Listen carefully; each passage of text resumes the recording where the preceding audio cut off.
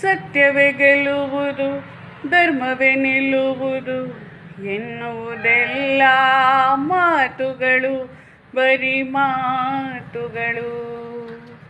ಮೋಸವೇ ಗೆಲ್ಲುವುದು, ದ್ರೋಹವೇ ಉಳಿಯುವುದು ಎನ್ನುವುದನ್ನರಿತೇ ಬಾಳಿನೊಳು ನನ್ನ ಬಾಳಿನೊಳು.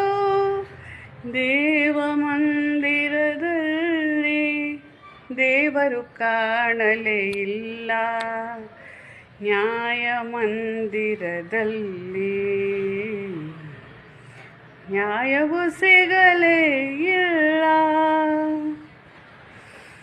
ಜಿಮ್ಮಿಗಲ್ಲು ಸಿನಿಮಾ, ಚಿ ಉದಯ್ ಶಂಕರ್ ಅವರ ಸಾಹಿತ್ಯ. ಈ ಸಿನಿಮಾದ ಚರಣ ಸಾಲುಗಳು ಎಷ್ಟು ಅದ್ಭುತವಾಗಿದೆ ನೋಡಿ. ದೇವ ಮಂದಿರದಲ್ಲಿ ದೇವರು ಕಾಣಲಿಲ್ಲ, ನ್ಯಾಯ ಮಂದಿರದಲ್ಲಿ ಸಿಗಬೇಕಾಗಿರೋ ನ್ಯಾಯ ಸಿಗಲಿಲ್ಲ.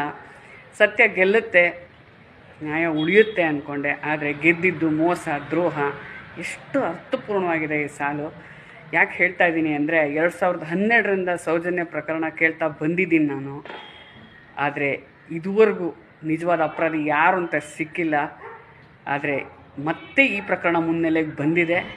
ಯಾವಾಗ ಈ ಕೇಸ್ ಬಗ್ಗೆ ನಾನು ಯೋಚನೆ ಮಾಡ್ತೀನಿ, ಅವಾಗೆಲ್ಲ ನನಗೆ ನೆನಪಿಗೆ ಬರೋದು ಈ ಸಾಲೆ. ದೇವ ಮಂದಿರದಲ್ಲಿ ನ್ಯಾಯ ಮಂದಿರದಲ್ಲಿ ನ್ಯಾಯವು ಸಿಗಲೇ ಇಲ್ಲ. ಸರಿನಾ?